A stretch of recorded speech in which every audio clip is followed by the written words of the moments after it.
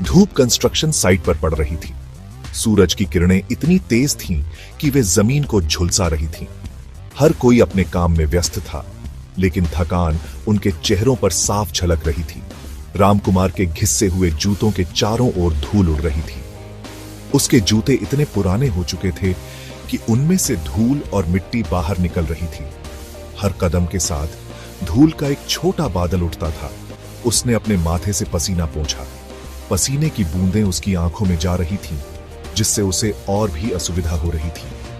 वह जानता था कि उसे आर्यम की सख्त जरूरत है। उसकी पीठ में दर्द हो रहा था। पूरी सुबह ईंट ढोने से एक जाना पहचाना दर्द। यह दर्द अब उसकी दिनचर्या का हिस्सा बन चुका था, लेकिन आज यह असहनीय हो गया था। रामकुमार एक पल के लिए बैठ गया।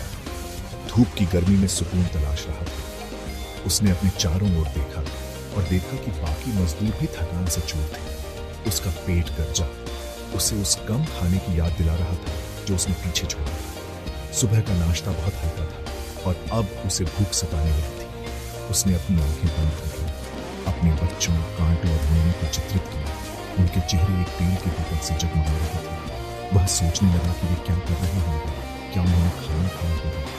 मिथिंग की और पिकनिक एक कर्कश आवाज गूंज उठी। ये आवाज अपनी तेज थी कि रामकुमार के कमरे में थी। रामकुमार की आंखें खुल गई। उसने देखा कि सभी मजदूरों की नजरें उसी दिशा में थी जहां से आवाज आई थी। ठेकेदार मिश्रा उसके ऊपर खड़ा था। उसका चेहरा उपहास में बदल गया था। मिश्रा की नजरें रामकुमार पर टिकी थी, जैसे वो उसे चेतावनी दे रहा था। मिश्रा की आंखें दो ठंडे पत्थरों की तरह उसके नीचे काम करने वालों के लिए तिरस्कार के अलावा कुछ नहीं रखती थी। रामकुमार ने गहरी सांस ली और फिर से काम में जुट गया, यह जानते हुए कि आर्यन का यह पल अब खत्म हो चुका था। लेकिन मिश्रा जी, रामकुमार हकलाया, मैं बस एक पल के लिए रुका था। बस क्या? मिश्रा ने बीच में ही टोका। उसकी आवाज में व्यंग्य टपक रहा था। क्या तुम बस अपनी आलसी हड्डियों को गर्म कर रहे हो जब हम सब काम करते हैं? बस अपनी आलसी हड्डियों को गर्म कर रहे हो जब हम सब काम करते हैं? क्या तुम्हें लगता है कि यह कोई छुट्टी का दिन है? यहां हर कोई कड़ी मेहनत कर रहा है और तुम बस एरियम कर रहे हो। रामकुमार को गुस्सा आ गया। वह पूरी सुबह से मेहनत कर रहा था। उसका शरीर थकावट से टूट रहा था। उसने बस एक पल की राहत ली थी और अब उसे एक बच्चे की तरह दंडित किया जा रहा था। वह पूरी सुबह से मेहनत कर रहा था। उसका शरीर थकावट से टूट रहा था।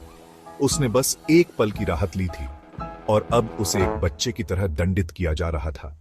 उसकी आंखों में थकान साफ झलक रही थी और उसके हाथों में कंपन हो रहा था। उसने बस एक पल की राहत ली थी और अब उसे एक बच्चे की तरह दंडित किया जा रहा था।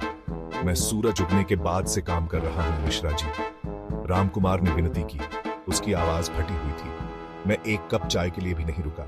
मैं सूरज उगने के बाद से काम कर रहा हूं मिश्रा जी, रामकुमार ने विनती की। उसकी आवाज फटी हुई थी। मैं एक कप चाय के लिए भी नहीं रुका। क्या आपको नहीं लगता कि मुझे भी थोड़ी राहत की जरूरत है? मैं एक कप चाय के लिए भी नहीं रुका।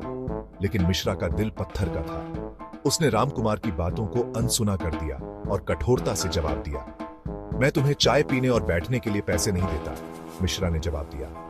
मैं तुम्हें काम करने के लिए पैसे देता हूं। अगर तुम काम नहीं कर सकते तो तुम यहां क्यों हो? मैं तुम्हें काम करने के लिए पैसे देता हूं। अगर तुम काम नहीं कर सकते तो तुम यहां क्यों हो? मिश्रा की कठोरता ने रामकुमार को और भी निराश कर दिया। वह जानता था कि उसे इस बेरहम माहौल में काम करना ही होगा, चाहे उसकी हालत कैसी भी हो। रामकुमार के हाथ गुस्से से कांप रहे थे। वह बाहर निकलना चाहता था, मिश्रा पर उसकी क्रूरता के लिए चिल्लाना चाहता था, लेकिन वह बेहतर जानता था। वह एक गरीब आदमी था, शहर की नजर में एक मामूली इंसान। मिश्रा ने उसकी आजीविका अपने हाथों में थाम रखी थी। वह उसे और नाराज करने का जोखिम नहीं उठा सकता था। ठीक है, रामकुमार ने बुदबुदाया। उसका सिर हार में झुक गया। मैं काम पर वापस जाता हूं। वह जानता था कि उसे पूरे दिन की मजदूरी नहीं मिलेगी। मिश्रा उसकी मजदूरी काटने का कोई ना कोई तरीका निकाल ही लेगा। निराशा की एक जानी पहचानी भावना उस पर छा गई। वह अपने परिवार का पेट कैसे भरेगा? डूबते सूरज ने लंबी परछाई डाली क्योंकि रामकुमार अपने झुग्गी में वापस चला गया। उसकी पत्नी लाजो ने उसके बोलने से पहले ही उसके चेहरे पर छाई निराशा को देख लिया। क्या हुआ रामकुमार? उसने पूछा। उसकी आवाज चिंता से सनी हुई थी। रामकुमार फर्श पर गिर पड़ा। उसके कंधे हार से भारी थे। मिश्रा, उसने मेरी तनख्वाह काट ली। वह बड़बड़ाया, अपनी पत्नी की आंखों से आंखें मिलाने में असमर्थ। लाजो ने आह भरी। वह अपने पति के साथ मिश्रा के अनुचित व्यवहार की आदी हो गई थी, लेकिन हर घटना उनके पहले से ही अनिश्चित अस्तित्व को छीन लेती थी। चिंता मत करो, उसने मुस्कुराते हुए कहा। मैं शकुंतला बेन से थोड़े चावल मांगती हूं, हम प्रबंधन करेंगे। अगले कुछ दिन काम खोजने के असफल प्रयासों के कारण धुंधले थे। रामकुमार एक कंस्ट्रक्शन साइट से दूसरी कंस्ट्रक्शन साइट पर जाता रहा। हर बार मना करने पर उसका दिल बैठता गया। कोई काम नहीं, कोई काम नहीं, फोरमैन उसे यह कहते हुए भगा देते। एक समय आशा की किरण लगने वाला शहर अब एक क्रूर भूल भुलैया जैसा लग रहा था। हर बंद दरवाजा, हर उपेक्षापूर्ण निगाह रामकुमार की पहले से ही नाजुक भावना के लिए एक झटका थी। उनकी मुसीबतों को और बढ़ाते हुए कांटो बीमार पड़ गया। कड़ाके की ठंड ने छोटे लड़के को अपनी चपेट में ले लिया था, जिससे वह कमजोर और बुखार से पीड़ित था। लाजो ने अपने बेटे की पीड़ा को कम करने के लिए वह सब कुछ करने की कोशिश की जो वह जानती थी। उसने उसे पीढ़ियों से चली आ रही हर्बल औषधि बनाकर दी। उसने उसे लोरी सुनाई।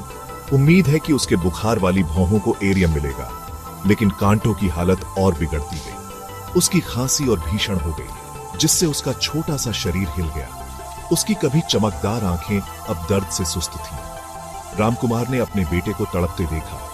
उसका दिल 1000 टुकड़ों में टूट गया।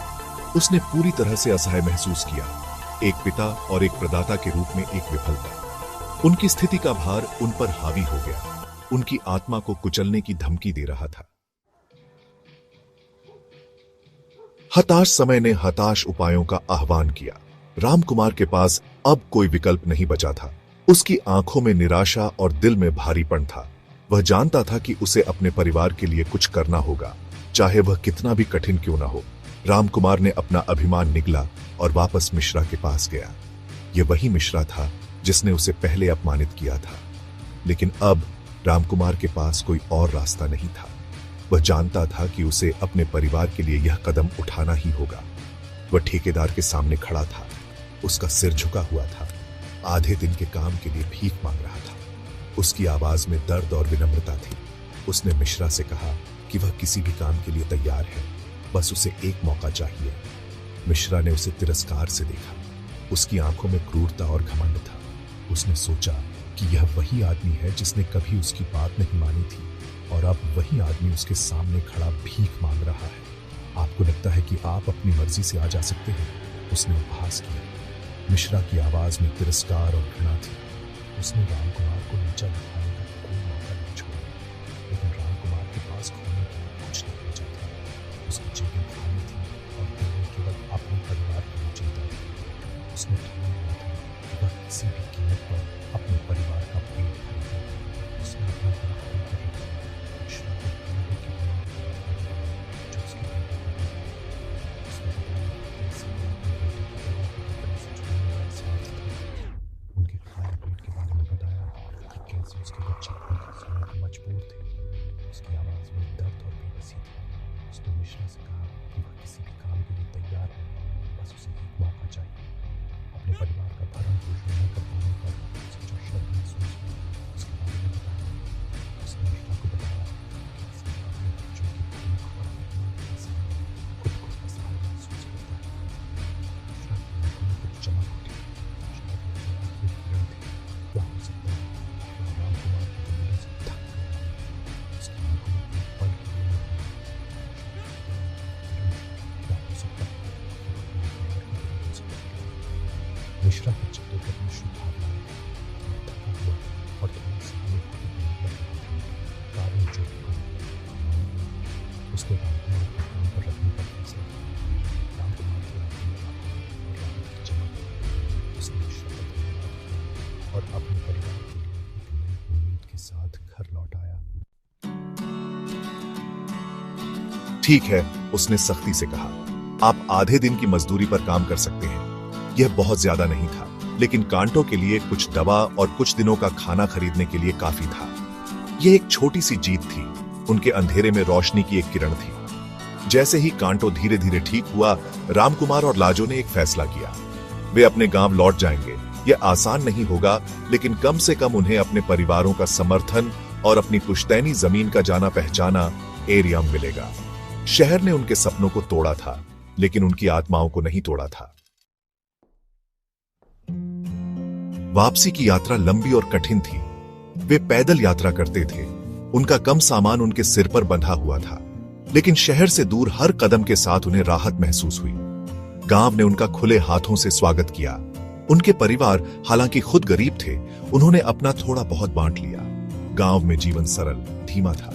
समुदाय की भावना थी, साझा संघर्षों और जीत की, जो शहर की ठंडी गुमनामी में गायब थी। रामकुमार को एक किसान के रूप में काम मिल गया। वेतन कम था, लेकिन यह ईमानदारी का काम था और उसके साथ सम्मान का व्यवहार किया जाता था। वे गरीब थे, हाँ, लेकिन वे साथ थे और अपनी एकता में उन्हें एक ऐसी ताकत और शांति मिली जो शहर कभी नहीं दे सकता था।